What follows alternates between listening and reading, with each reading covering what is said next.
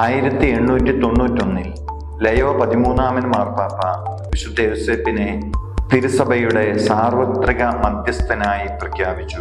മനുഷ്യകുലത്തിന്റെ രക്ഷയ്ക്കായി മനുഷ്യനായി അവതരിച്ച യേശുവിനെ ഹെറോദേസിന്റെ വാളിൽ നിന്ന് സംരക്ഷിച്ചതുപോലെ യേശു സ്ഥാപിച്ച സഭയെയും സംരക്ഷിക്കുവാൻ യോസേപ്പിതാവിനോടുള്ള മാധ്യസ്ഥം സഹായകരമാണ്.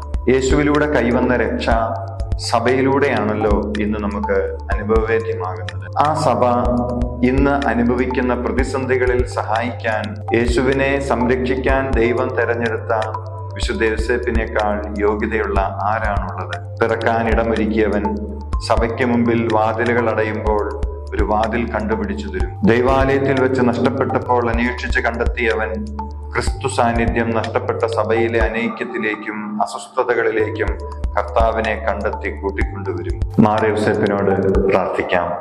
പ്രിയപ്പെട്ടവരെ, നമ്മുടെ നിയോഗങ്ങളെ വിശുദ്ധ യോസേപ്പിതാവിന്റെ മാധ്യസ്ഥം വഴി ഈശോയുടെ കരങ്ങളിലേക്ക് ഉയർത്തിക്കൊണ്ട് നല്ല വിശ്വാസത്തോടെ ഈ 2ാം ദിവസവും നമുക്ക് പ്രാർത്ഥിക്കാം.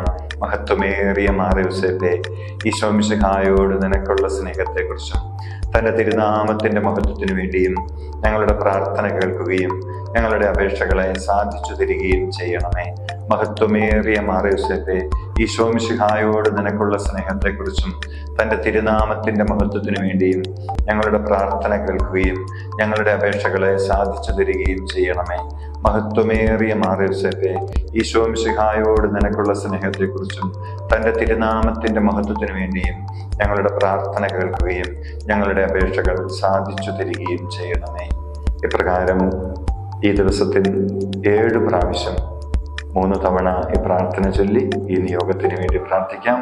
ഞാനും നിങ്ങൾക്ക് വേണ്ടി ആത്മാർത്ഥമായിട്ട് പ്രാർത്ഥിക്കും. ഈശോ മിശിഹായ്ക്ക് സ്തുതിയായിരിക്കട്ടെ.